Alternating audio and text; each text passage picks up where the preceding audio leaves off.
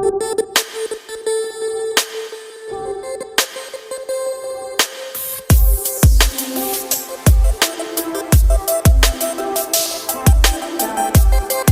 Students, how are you? Welcome to my YouTube channel Pankaj physics Gulati. Students, आपको इस channel पर ना केवल ग्रेजुएशन फिजिक्स के टॉपिक्स की सबसे आसान एक्सप्लेनेशन देखने को मिलती है, बल्कि आपको साथ के साथ ये भी बताया जाता है कि आपको एग्जाम में क्या और कैसे लिख के आना है, ताकि आप सिर्फ एक वीडियो देख के ही अपने नोट्स बना सकें और एग्जाम्स में बहुत अच्छे मार्क्स ला सकें। तो स्टूडेंट्स, आज इस चैनल को सब्सक्राइब कीजिए और पाइए नोटिफिकेशन मेरी नई वीडियो का सबसे पहले। इसी कैटेगरी में आगे बढ़ते हुए आज हम बात करेंगे BSc 4 same statistical physics unit 3 के एक और इम्पॉर्टेंट टॉपिक के बारे में, जिसका नाम है Fermi Dirac energy distribution law for electron gas in metals. तो स्टूडेंट्स, अगर आप Fermi Dirac energy distribution law drive करना चाहते हैं for electron gas in metals, तो सबसे पहले आपको पता होना चाहिए कि इलेक्ट्रॉन गैस इन मेटल से क्या मतलब होता है। देखिए स्टूडेंट्स, आप सब जानते हैं कि गैस के अंदर जो मॉलिक्यूल्स होते हैं वो हमेशा रैंडम मोशन में होते हैं और हमेशा एक दूसरे से कोलाइड करते रहते हैं और साथ के साथ वो कंटेनर की वॉल से भी कोलाइड करते रहते हैं। ठीक उसी प्रकार से मेटल्स के अंदर फ्री इलेक्ट्रॉन्स होते हैं जो कि हमेशा रैंडम मोशन में होते हैं। मींस जो मेटल्स के अंदर फ्री इलेक्ट्रॉन्स की असेंबली होगी उसको हम बोलते हैं इलेक्ट्रॉन गैस इन मेटल्स, क्योंकि वो गैस मॉलिक्यूल्स की तरह ही हमेशा रैंडम मोशन जो है वो एग्जीक्यूट करते हैं। और स्टूडेंट्स, आप जानते हैं कि इलेक्ट्रॉन्स की जो स्पिन होती है वो हाफ इंटीग्रल होती है। ऐसे पार्टिकल जिनकी स्पिन हाफ इंटीग्रल हो और साथ के साथ वो इनडिस्टिंग्विशेबल हो, आइडेंटिकल हो, जिनको हम डिफरेंशिएट ना कर पाए, ऐसे पार्टिकल्स को हम बोलते हैं फर्मियंस। और फर्मियंस कौन सी स्टैटिस्टिक्स को ओबे करते हैं? वो ओबे करते हैं फर्मी डिराक स्टैटिस्टिक्स को। फर्मियंस की एक खास बात एक और होती है कि ये पॉली एक्सक्लूजन प्रिंसिपल को ओबे करते हैं। मींस एक पर्टिकुलर एनर्जी लेवल के अंदर एक से ज्यादा इलेक्ट्रॉन नहीं आ सकता। तो स्टूडेंट्स, उसी बात को ध्यान में रखते हुए फर्मी डिराक ने क्या ऑब्जर्व किया? उन्होंने एक मेटल का ब्लॉक लिया, ये हमारा एक मेटल का ब्लॉक है। उन्होंने ये देखा कि जब टेम्परेचर 0 केल्विन होगा, जब टेम्परेचर एब्सोल्यूट 0 होगा, तो मेटल के अंदर एक ऐसा एनर्जी लेवल होगा जिसको मैं यहाँ डॉटेड लाइन से डिनोट शो कर देता हूँ। एक ऐसा एनर्जी लेवल होगा 0 केल्विन पर जिसके नीचे वाले एनर्जी लेवल जो है वो सारे फील्ड होंगे और इस लेवल से ऊपर वाले जितने भी एनर्जी लेवल्स होंगे वो सारे के सारे वेकेंट होंगे। और इन्हीं एनर्जी लेवल्स में हमने इलेक्ट्रॉन्स को डिस्ट्रीब्यूट करना है according to Pauli exclusion principle. और एक इलेक्ट्रॉन जो है, एक एनर्जी लेवल में सिर्फ एक ही इलेक्ट्रॉन आ सकता है, तो आपको हर एक एनर्जी लेवल में एक एक इलेक्ट्रॉन रखना है और इस लेवल को हम बोलते हैं फर्मी लेवल। फर्मी लेवल वो होता है जिसके ऊपर वाले लेवल जो है वो हमेशा वैकेंट होते हैं और जिसके नीचे वाले लेवल जो हैं वो हमेशा भरे रहते हैं। कौन सा टेम्परेचर पर? 0 केल्विन टेम्परेचर पर। और फर्मी लेवल की जो एनर्जी होती है उसको हम डिनोट करते हैं UF से। और जो इलेक्ट्रॉन्स इस एनर्जी लेवल से, नीचे वाले एनर्जी लेवल से फर्मी लेवल तक भरे जाएंगे, उनकी एक एनर्जी की रेंज होगी और वो एनर्जी की रेंज होगी, सबसे लोएस्ट लेवल की एनर्जी हम U मान लेते हैं और जो हाईएस्ट लेवल है फर्मी लेवल, इसकी एनर्जी हम U प्लस DU मान लेते हैं। तो इस एनर्जी रेंज में आपके जो इलेक्ट्रॉन्स होंगे वो इन एनर्जी लेवल्स में भरे जाएंगे। तो स्टूडेंट्स, आइए देखते हैं कि आपको अगर क्वेश्चन एग्जाम में आता है तो आप स्टार्टिंग की थ्योरी में क्या लिख के आएंगे और कैसे डेरिवेशन को प्रोसीड करेंगे, आइए वो देख लेते हैं। In any metal, the free electrons move like molecules in a gas, so the assembly of free electrons in metals is called electron gas. तो स्टूडेंट, सबसे पहले आपको इलेक्ट्रॉन गैस का मतलब बताना होगा। देखिए स्टूडेंट्स, किसी भी मेटल के अंदर बहुत सारे फ्री इलेक्ट्रॉन्स होते हैं जो ठीक उसी तरह से बिहेव करते हैं जैसे कि गैसियस सिस्टम के अंदर गैस के मॉलिक्यूल्स बिहेव करते हैं। गैसियस सिस्टम में मॉलिक्यूल जो है वो रैंडम मोशन में होते हैं। ठीक उसी प्रकार से मेटल्स के अंदर जो फ्री इलेक्ट्रॉन्स होते हैं वो रैंडम मोशन में होते हैं। और फ्री इलेक्ट्रॉन्स की इसी असेंबली को जो कि मेटल्स के अंदर पाई जाती है उसको हम बोलते हैं electron gas. Electrons have half integral spin and obey Fermi-Dirac statistics and are called fermions. Electron जो हैं ऐसे पार्टिकल्स हैं जो कि इनडिस्टिंग्विशेबल होते हैं, जिनको हम डिफरेंशिएट नहीं कर पाते, ये आइडेंटिकल होते हैं और इनकी स्पिन जो है वो हाफ इंटीग्रल होती है। और ऐसे पार्टिकल जिनकी स्पिन हाफ इंटीग्रल हो वो फर्मी-डिराक स्टैटिस्टिक्स को ओबे करते हैं और इनको बोला जाता है fermions. According to Fermi Dirac energy distribution law, number of fermions having energy between U and U plus DU is given by. देखिए स्टूडेंट्स, इससे पहले हमने Fermi Dirac energy distribution law derive किया था और उसमें जो एक्सप्रेशन निकाला था उसमें हमने Ni नंबर ऑफ पार्टिकल्स को Gi नंबर ऑफ सेल्स में डिस्ट्रीब्यूट किया था। तो उसका एक जनरल एक्सप्रेशन क्या निकल के आया था, उसकी डेरिवेशन हम इस वीडियो में कर चुके हैं। इस डेरिवेशन का जो फाइनल रिजल्ट हमारे पास निकल के आया था वो हम यहाँ पर यूज करेंगे डायरेक्ट। तो students, Fermi Dirac energy distribution law में हमने नंबर ऑफ फर्मियंस को अलग अलग सेल्स में डिवाइड किया था और वहां पर जो जनरल एक्सप्रेशन निकल के आया था वो निकल के आया था, अगर आपको याद हो, अगर आपने वो वीडियो देखा हो, Ni is equal to g i divide by e की power alpha plus beta u plus 1। तो स्टूडेंट्स, Ni यहाँ पर नंबर ऑफ पार्टिकल से GI सेल्स के अंदर जो हमने डिस्ट्रीब्यूट किए थे, क्योंकि यहाँ पर हमने एक स्पेसिफिक एनर्जी रेंज ली है U से लेके U प्लस DU तक, और ये एक्सप्रेशन में U भी आ रहा है, तो हम इसको ऐसे लिख देते हैं जनरल वे में NU GU, यहाँ से I हटा देते हैं। I तो किसी एक पर्टिकुलर सेल के लिए था, IS सेल के लिए था। जनरल एक्सप्रेशन के लिए हम यहाँ पर U लिख देते हैं, क्योंकि हमारी जो एनर्जी की रेंज है वो U से लेके U प्लस DU तक है, तो दोनों तरफ DU से मल्टीप्लाई भी कर देते हैं। तो यहाँ भी DU से मल्टीप्लाई कर दिया, यहाँ भी DU से मल्टीप्लाई कर दिया। हमने रिजल्ट वही यूज किया है, Fermi Dirac energy distribution law वाला, ये वाला रिजल्ट यूज किया है जो हमने उस वीडियो में ड्राइव किया था, वही हमने यहाँ पर रिजल्ट यूज किया है। और साथ में I की जगह यहाँ ब्रैकेट में U लगा दिया है और साथ में दोनों तरफ DU से मल्टीप्लाई कर दिया है, तो हमें नंबर ऑफ फर्मियंस मिल जाएंगे। कौन से एनर्जी रेंज में? U से लेके U plus DU energy range में जितने नंबर ऑफ फर्मियंस होंगे उसका एक्सप्रेशन आप बना लेंगे इस एक्सप्रेशन को यूज करके जो हमने उस वीडियो में ड्राइव किया था। तो स्टूडेंट्स, इतने नंबर ऑफ फर्मियंस होंगे इस एनर्जी रेंज में U से लेके U प्लस DU की रेंज में। तो स्टूडेंट्स, अब हम क्या करेंगे, इस E alpha plus beta U को हम ऐसे लिख सकते हैं, E की पावर A प्लस B को हम ऐसे लिख सकते हैं, E की पावर A डॉट E की पावर B। ठीक उसी तरह से इसको हम ब्रेक कर देंगे, E की पावर अल्फा डॉट E की पावर बीटा U प्लस 1 अलग से है। और आप जानते हैं फर्स्ट यूनिट के अंदर हमने बीटा पैरामीटर वाला टॉपिक किया था और वहां पर हमने देखा था कि जो बीटा की वैल्यू होती है वो होती है 1/kT और k यहाँ बोल्ट्जमैन कांस्टेंट होता है। तो इस बीटा की जगह आप kT पुट कर दीजिए, तो आपके पास ये एक्सप्रेशन क्या बन जाएगा, NU DU is equal to GU DU divide by E की पावर अल्फा डॉट E की पावर U, और बीटा की जगह आप kT पुट करेंगे तो kT जो है वो U के अपॉन में आ जाएगा, U divide by kT plus 1। तो स्टूडेंट्स, बीटा की वैल्यू 1/kT होती है, जहाँ भी बीटा आएगा वहाँ पर आपको 1/kT लेना पड़ेगा स्टैटिस्टिकल मैकेनिक्स या स्टैटिस्टिकल फिजिक्स के अंदर। तो स्टूडेंट्स, यहाँ तक हम कर चुके हैं, इसको हम फर्स्ट इक्वेशन दे देते हैं। इसके आगे की डेरिवेशन हम देखेंगे आने वाले सेक्शंस के अंदर। तो स्टूडेंट्स, लास्ट सेक्शन में हम नंबर ऑफ फर्मियंस निकाल चुके थे इस एनर्जी रेंज में U से लेके U प्लस DU तक, जो कि हमने निकाला था Fermi Dirac energy distribution law के एक्सप्रेशन से, जो कि कितना निकल के आया था, NU DU is equal to GU DU divide by E की पावर अल्फा डॉट E की power U by kT plus 1। ये फर्स्ट इक्वेशन थी। ये है number of particles means number of fermions means number of electrons in the energy range U से लेके U plus DU तक। तो स्टूडेंट्स, अब हम बात करेंगे फर्मी लेवल क्या होता है और फर्मी एनर्जी क्या होती है। At T is equal to 0 K there exist a level called Fermi level below which all the levels are filled and above which all the levels are vacant. बहुत ही easy definition बताई मैंने आपको students यहाँ पर। Fermi Dirac के according जब temperature 0 kelvin हो जाएगा, एब्सोल्यूट 0 हो जाएगा, तो मेटल के अंदर एक ऐसा एनर्जी लेवल एग्जिस्ट करेगा जिसके ऊपर वाले सारे एनर्जी लेवल जो हैं वो तो खाली होंगे और जिसके नीचे वाले लेवल जो हैं वो सारे के सारे भरे होंगे according to Pauli exclusion principle. और इसी लेवल को बोला जाता है, जो मैंने यहाँ पर डॉटेड लाइन से शो किया हुआ है, इसी लेवल को बोला जाता है फर्मी लेवल। और फर्मी लेवल की जो एनर्जी होती है उसको हम बोलते हैं फर्मी एनर्जी, जिसको हम UF से डिनोट करते हैं। The energy of Fermi level is called Fermi energy UF। तो फर्मी लेवल की जो एनर्जी होगी उसको हम UF से डिनोट करेंगे। तो स्टूडेंट्स, आगे क्या लिखेंगे आप, at temperature T is equal to 0 Kelvin for U less than equal to UF।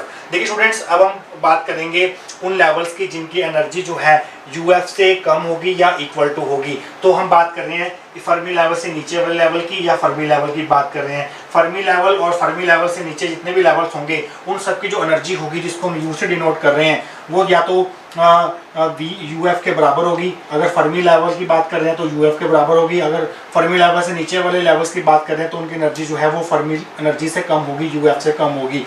तो स्टूडेंट्स, उसके लिए क्या होगा, उसके लिए हमारे सारे लेवल जो होंगे ऐसे लेवल जिनकी एनर्जी जो है UF के बराबर या इक्वल टू होगी, मींस ऐसे लेवल जो फर्मी लेवल से नीचे होंगे, उन सब में जो हमारे फर्मियों जो हैं हर एनर्जी लेवल में प्रेजेंट होंगे और हर एक एनर्जी लेवल में एक ही फर्मियन प्रेजेंट होगा।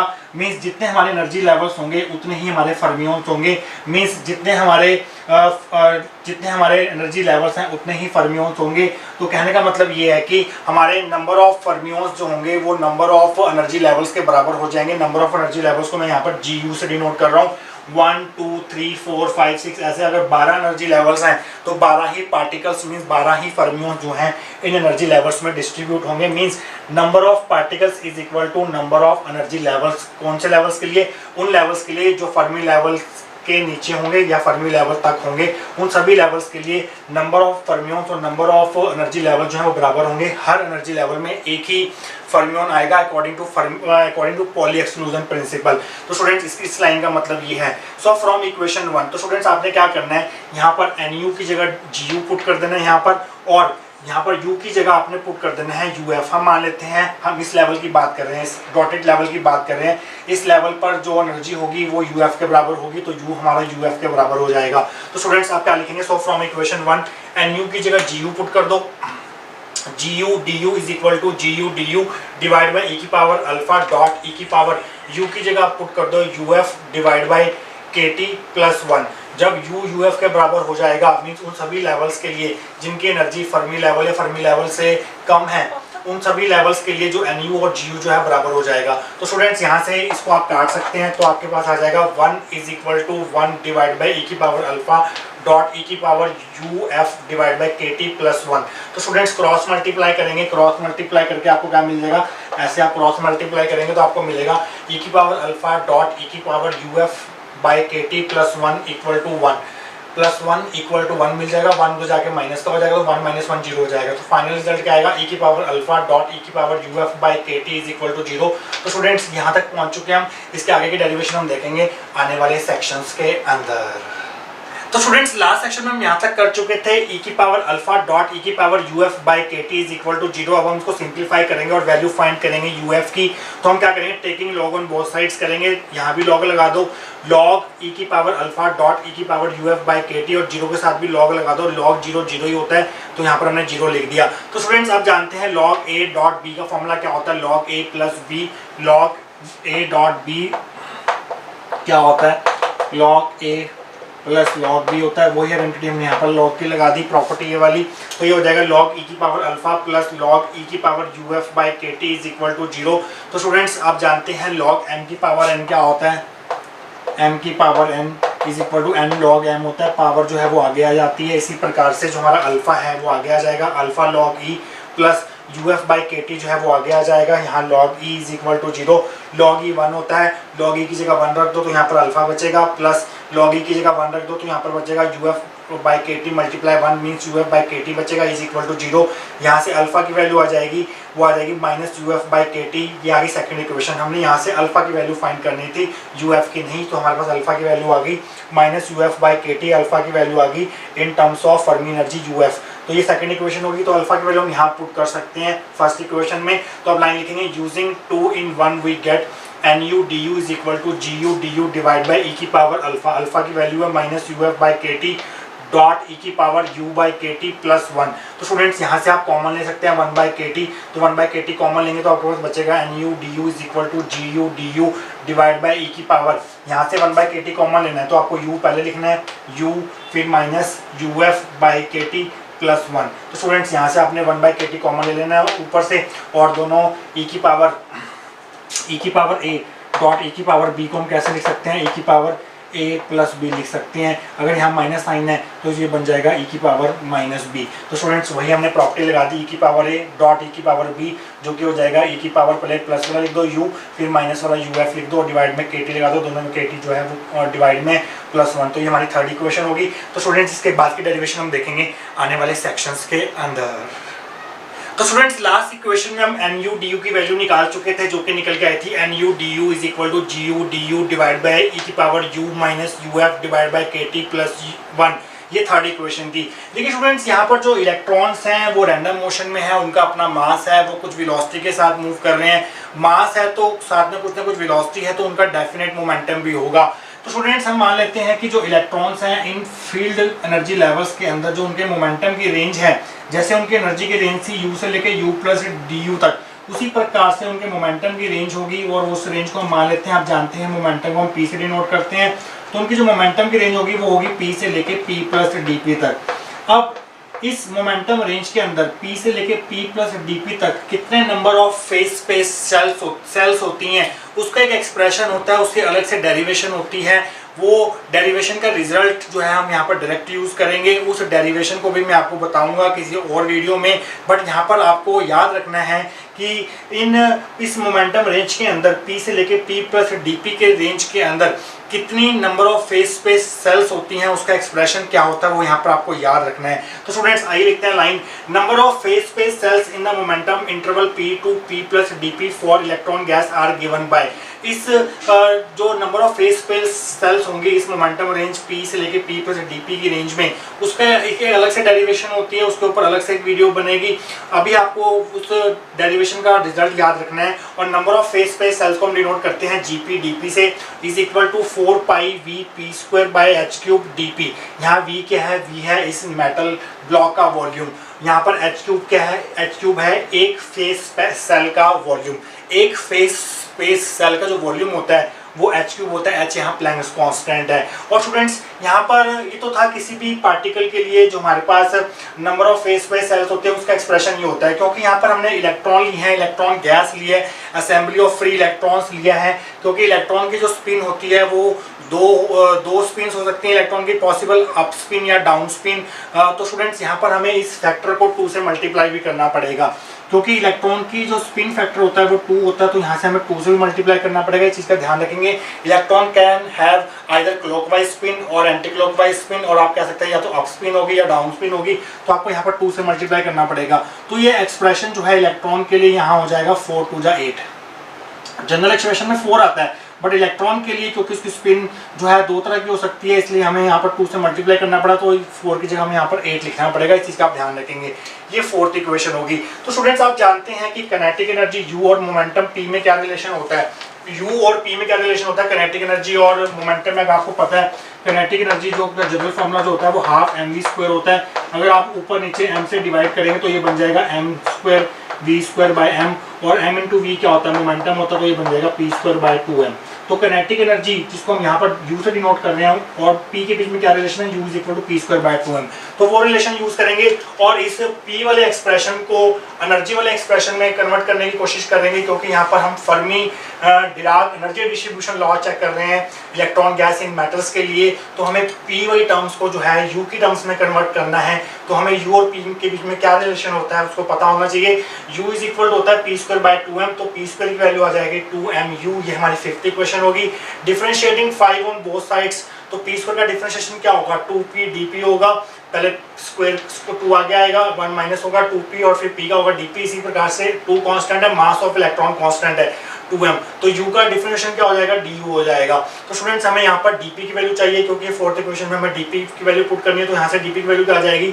2 से 2 पहली बार तो कट जाएगा यहाँ पर, तो dp की वैल्यू आ जाएगी m बाय p du। और यहाँ से अगर आप p की वैल्यू निकालेंगे तो p की वैल्यू क्या आ जाएगी? यहाँ से P की वैल्यू क्या आ जाएगी? यहाँ से स्क्वायर रूट ऑफ 2mu ये आ जाएगा। तो P की वैल्यू यहाँ पुट कर दीजिए square root of 2mu। So dp is equal to m du divide by square root of 2mu।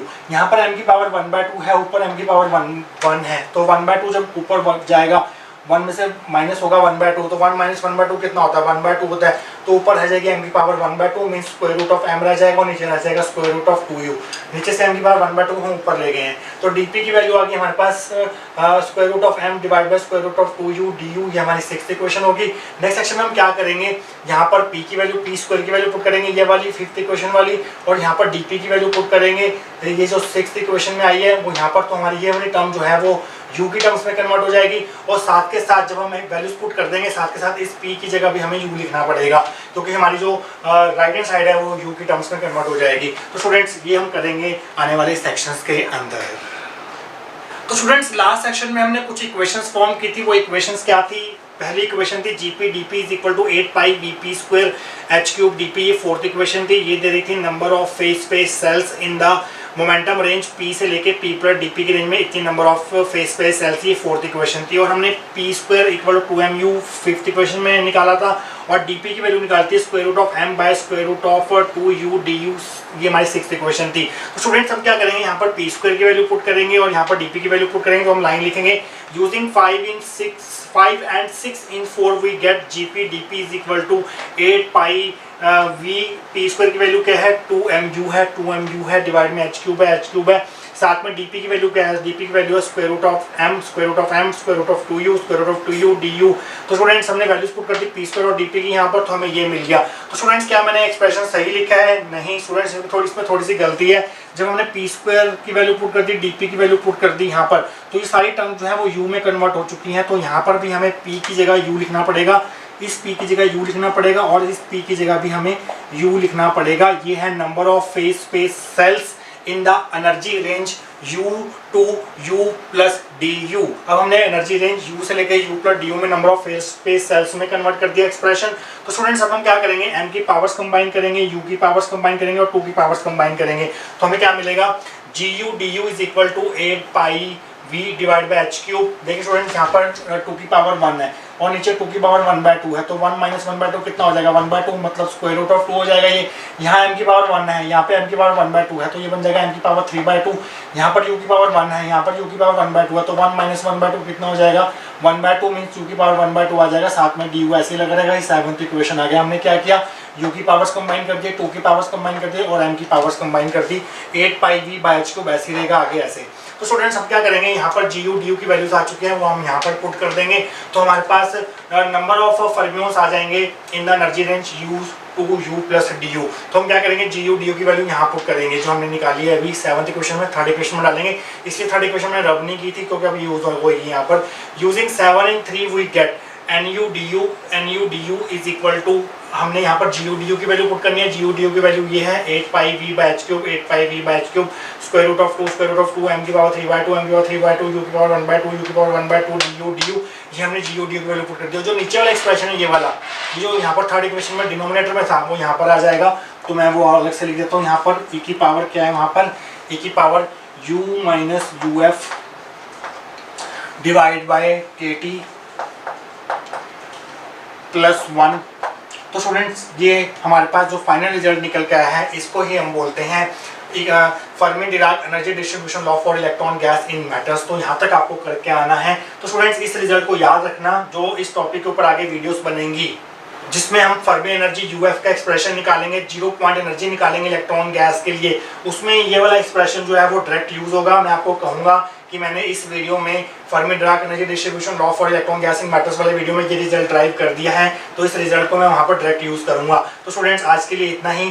तो स्टूडेंट्स मिलेंगे किसी और important topic of statistical physics के साथ। Till then thank you so much.